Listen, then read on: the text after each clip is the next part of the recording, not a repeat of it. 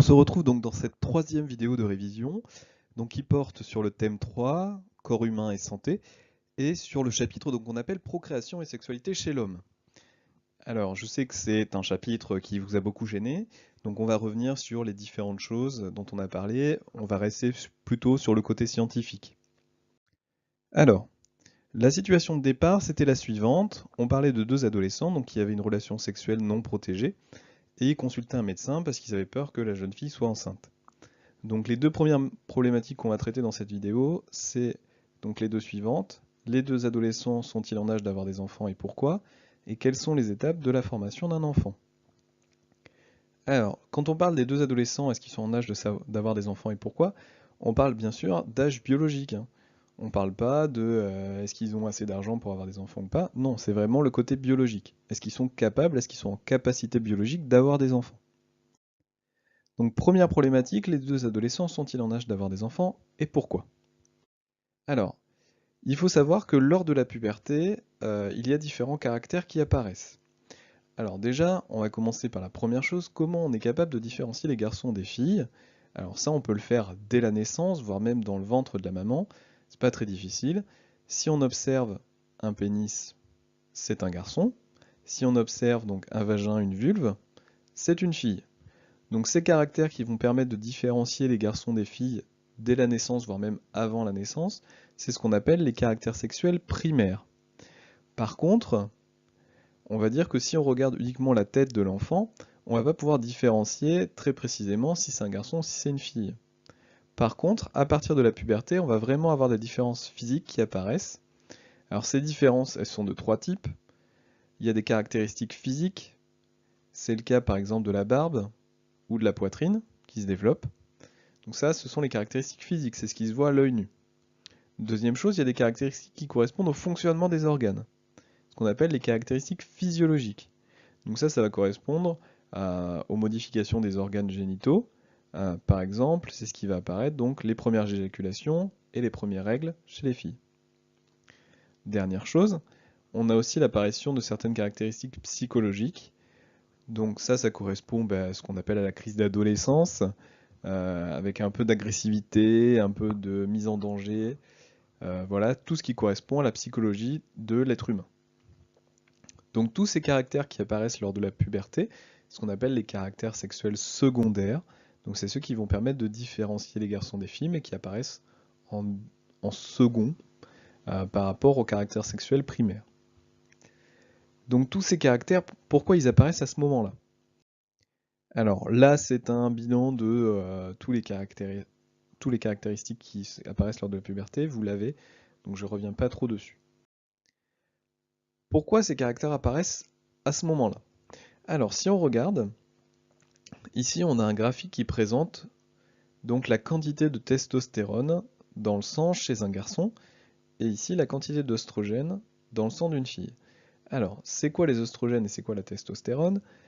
La testostérone, c'est une hormone, c'est-à-dire une substance qui est produite par ici le testicule, et qui va être libérée dans le sang et qui va pouvoir aller agir sur les différents organes du corps. Même chose pour les œstrogènes qui, eux, sont produits par les ovaires. Alors ce qu'on observe, c'est que si on regarde les différentes caractéristiques qui apparaissent lors de la puberté, ici on a les premières éjaculations, un pic de croissance, l'apparition des poils pubiens, le début du développement du pénis et l'émission de spermatozoïdes. Si on regarde, l'apparition de ces différents caractères, elle correspond en fait ici à une augmentation de la quantité de testostérone, donc à une augmentation de la quantité d'hormones. Donc la testostérone, en fait, elle va commencer à augmenter chez le garçon, on va dire entre 10 et 12 ans, euh, jusqu'à ses 18 ans. Et en fait, cette testostérone, c'est elle qui va pouvoir aller agir sur les différents organes du corps et ainsi entraîner les modifications donc physiques et physiologiques. C'est-à-dire que par exemple, la testostérone va aller se fixer, ça peut être donc au niveau des os et de la musculature pour entraîner le pic de croissance, etc. D'accord? Même chose chez les filles, sauf que chez les filles, c'est beaucoup plus tôt. C'est, on va dire, entre 8 et 10 ans, où on a cette augmentation de la quantité d'oestrogène. Donc la puberté commence plus tôt chez les filles que chez les garçons. Voilà pour cette première partie. Donc si on doit faire un résumé, la puberté, c'est donc le début du développement des caractères sexuels secondaires. Et ces caractères sexuels secondaires se développent parce qu'on a justement une augmentation de la quantité d'hormones sexuelles, donc soit testostérone, soit oestrogène dans le sang. Alors, par la suite, quelles sont les différentes étapes qui permettent la formation d'un enfant? Alors, il y en a plein, on les a toutes vues. Donc si on reprend dès le départ, ce qu'il faut pour qu'il y ait formation d'un enfant, c'est déjà un spermatozoïde et un ovule qui vont se rencontrer. Ça, c'est ce qu'on appelle la fécondation, c'est ce qui va donner la formation d'une cellule œuf, qui elle va ensuite se développer et donner donc différentes cellules, qui va donner toutes les cellules de notre corps finalement. D'accord? Au départ, ici on a spermatozoïde et ovule qui vont donner une seule cellule, qui elle va se développer et donner plein de cellules différentes. Par la suite, donc, on continue sur le développement. Ça va donner donc ce qu'on appelle un embryon, puis un fœtus, pour donner un nouveau-né. Bon, lui, il est déjà un peu vieux. Alors, comment se déroule la formation d'un enfant? On va dire où et comment. Alors, première étape, lors d'un rapport sexuel, on a donc dans les organes sexuels féminins dépôt de spermatozoïdes. Donc les spermatozoïdes vont être déposés donc, au niveau du vagin, au niveau plus près du col de l'utérus, et vont ensuite se déplacer vers les trompes, alors trompe gauche ou trompe droite, peu importe. Donc ici, attention, hein, ici c'est la trompe droite, parce que c'est une vue de face, ici c'est la trompe gauche. Hein. Donc les spermatozoïdes vont aller dans les trompes, et il faut savoir que l'ovaire ne produit qu'un ovule tous les 28 jours, hein. C'est le phénomène de cycle, et il n'y a qu'un seul des deux ovaires qui produit alternativement un ovule. C'est-à-dire qu'un coup ça va être l'ovaire de gauche, un coup ça va être l'ovaire de droite, et ainsi de suite. Alors, l'ovule, lui, donc il est produit donc dans l'ovaire, et il va aller ici dans les trompes. Alors il fait moins de trajet que le spermatozoïde, on est bien d'accord. Il est un peu plus feignant. Et donc à ce niveau-là, spermatozoïde et ovule vont se rencontrer, et il va y avoir une étape qu'on appelle la fécondation. C'est-à-dire la rencontre entre le spermatozoïde et l'ovule. Le spermatozoïde va rentrer à l'intérieur de la membrane de l'ovule, et le noyau du spermatozoïde et le noyau de l'ovule vont fusionner pour donner ce qu'on appelle la cellule œuf. La cellule œuf, elle, une fois formée, elle va redescendre donc au niveau de l'utérus. Donc une fois dans l'utérus, enfin avant d'arriver plutôt à l'utérus, cette cellule œuf va se diviser en plusieurs cellules. Il faut savoir qu'au départ, la cellule œuf c'est une seule cellule, et que nous, en stade, on va dire, à la naissance, on est composé de milliards de cellules. Donc c'est cette cellule œuf qui va se diviser en différentes cellules pour former toutes les cellules de notre corps. Donc ici on a division sur le trajet de la cellule œuf.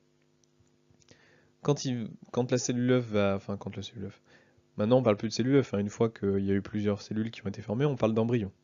Donc une fois que l'embryon est arrivé à l'utérus, il va aller s'implanter dans la muqueuse utérine, c'est ce qu'on appelle donc la nidation. Et donc une fois qu'il va être implanté dans la muqueuse utérine, il va continuer son développement. Alors il y a deux développements. Premier stade, c'est ce qu'on appelle donc la période embryonnaire, donc qui va de la fécondation jusqu'au deuxième mois de grossesse. Et donc c'est l'étape où va y avoir développement des organes. Donc c'est le cas par exemple du cœur qui va commencer à battre, le début de formation des membres, hein, bras et jambes. Et donc au bout du deuxième mois, les organes sont complètement formés, l'embryon a une forme humaine, donc à partir de ce moment-là, on ne parlera plus d'embryon mais de fœtus. Et donc on parlera de fœtus du troisième mois jusqu'à la naissance. Donc pendant la période fœtale, va y avoir développement du sexe, mais aussi développement du système nerveux, et on va voir apparaître les premiers mouvements. Hein. La mère va sentir son enfant bouger. Puis on va arriver effectivement jusqu'à la naissance, hein. Et tout au long de ces étapes, la taille de l'enfant va augmenter. Hein. On va passer de 0,01 cm à 50 cm. Et ici, sa masse va passer de 0,00001 g à 3200 grammes. C'est-à-dire que si on regarde, sa taille est multipliée à peu près par 5000 et sa masse est multipliée par 3 milliards. Donc c'est énorme, hein, c'est vraiment des stades de développement très importants. Alors, comment se nourrit cet enfant? Puisque pour se développer, il faut qu'il puisse avoir une quantité de dioxygène et une quantité de nutriments assez importante, hein. Mais il vit dans un environnement clos, hein. Il ne peut pas manger, il ne peut pas respirer puisqu'il vit dans un liquide. Donc comment il va réussir à s'approvisionner en nutriments et en dioxygène? Bah, c'est pas très compliqué. L'enfant est relié à sa mère par le cordon ombilical au placenta. Alors le placenta, c'est un organe qui n'est présent que durant la grossesse, et c'est un organe qui contient beaucoup de vaisseaux sanguins, et qui va permettre du coup à la maman d'échanger avec son bébé. Alors c'est pas quelque chose d'intentionnel, hein, c'est pas elle qui décide d'échanger avec son bébé, hein, c'est quelque chose d'automatique, mais ça va permettre donc des échanges entre la mère et son enfant. Alors ça va permettre d'échanger du dioxygène. Bah, la maman respire, elle va avoir du dioxygène qui va passer dans son sang, et ce dioxygène de son sang va pouvoir passer dans celui du bébé. Alors attention, hein, au niveau du placenta, il n'y a pas d'échange de sang, hein. Le sang du bébé et le sang de la maman ne se mélangent pas. D'accord? Il y a juste des échanges, mais pas de mélange. Donc le dioxygène va passer donc, dans le sang du bébé. Même chose pour les nutriments. Et en même temps, il va falloir que le bébé élimine ses déchets. Donc pour éliminer ses déchets, il va faire la même chose, c'est-à-dire qu'il va faire passer ses déchets dans le sang de sa maman. Donc au niveau des déchets, comme nous, il y a du dioxyde de carbone et des autres déchets comme l'urée. Donc il va les éliminer en fait en les faisant passer dans le sang de sa maman et c'est sa maman qui va les éliminer. Donc voilà pour les étapes de formation du nouveau-né et comment il arrive à se nourrir. Maintenant, si on regarde, donc les premières étapes finalement, la production de spermatozoïdes et la production d'ovules, qui sont les deux étapes indispensables par la suite à la formation d'un enfant. Donc pour la production des spermatozoïdes, déjà, à quoi ça ressemble un spermatozoïde? Donc vous avez fait une observation au microscope de spermatozoïdes. Alors un spermatozoïde, c'est une cellule comme une autre, hein, de même que l'ovule est une cellule comme une autre. C'est composé donc d'un noyau qui est dans la tête, d'une pièce intermédiaire et d'un flagelle. Donc le noyau est effectivement dans la tête. On observe donc un flagelle qui va leur permettre de se déplacer et du coup rejoindre la trompe. Et donc ici on est sur une observation microscopique à x400, d'accord? Et on observe donc la multiplicité de ces différents spermatozoïdes. Alors, mais où est-ce qu'ils sont produits, ces spermatozoïdes? Donc si on regarde, les spermatozoïdes, ils sont produits donc au niveau du testicule, et lors d'une éjaculation, ils vont faire ce trajet suivant. Donc ils vont passer du testicule vers ce qu'on appelle ici l'épididyme, et ici passer donc dans ce qu'on appelle les canaux déférents. Et ils vont rejoindre, donc ici, les vésicules séminales et la prostate, ce sont les organes qui produisent le liquide, qui s'appelle le liquide séminal, et qui donc va produire le sperme. C'est-à-dire que les spermatozoïdes plus le liquide séminal, ça va former donc ce qu'on appelle le sperme, qui va ici, va sortir via ce qu'on appelle l'urtère. Et ensuite, lors d'un rapport sexuel, il va être déposé, ce sperme, donc dans les voies génitales féminines. Donc c'est un fonctionnement très simple pour l'homme, hein. Il produit des spermatozoïdes de la puberté jusqu'à sa mort, et de façon continue, voilà, tout au long de cette période. Alors chez les filles, c'est un fonctionnement un petit peu plus particulier, puisque c'est un fonctionnement donc, qui est cyclique. Alors si on fait un petit peu un rappel sur la structure de l'appareil sexuel féminin, on a ici donc ce qu'on appelle la muqueuse utérine, donc qui tapisse la paroi de l'utérus.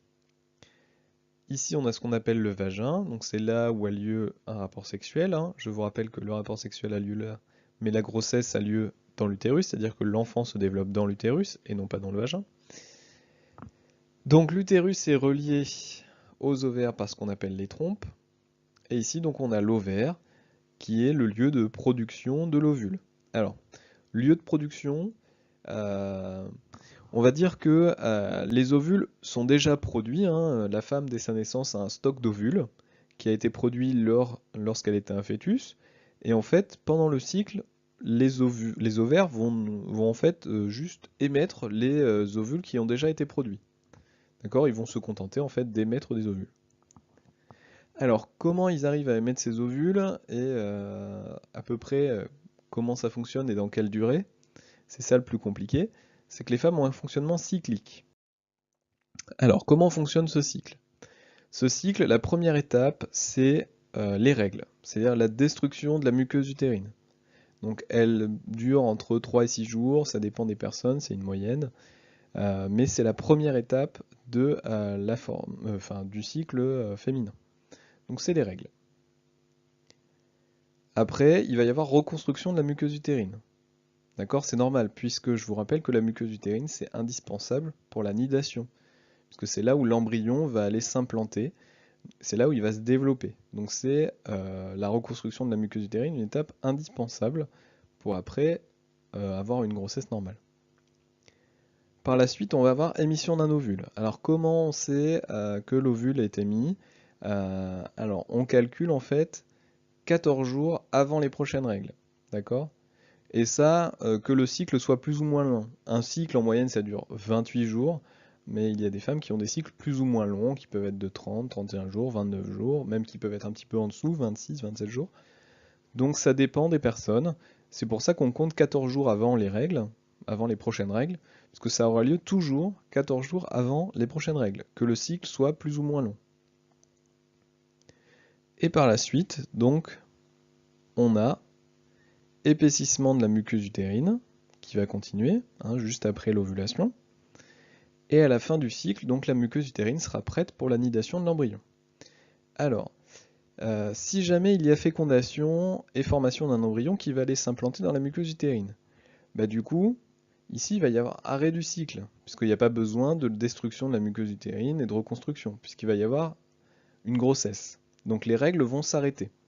Par contre, s'il n'y a pas fécondation et donc pas formation d'un embryon, bah dans ces cas-là, le cycle va passer à un cycle suivant et on va avoir de nouveau apparition des règles. Alors les règles ne s'arrêtent qu'en période de grossesse ou alors à partir de la ménopause, c'est-à-dire entre 50 et on va dire 70 ans, ça dépend aussi des personnes. Donc la ménopause, c'est la période où les règles vont s'arrêter et où la femme ne va plus émettre d'ovules. Voilà. Donc voilà pour cette vidéo de révision, donc qui est assez longue, je m'en excuse. Mais voilà, j'espère que vous ferez vos révisions correctement. Et maintenant, à vous de jouer.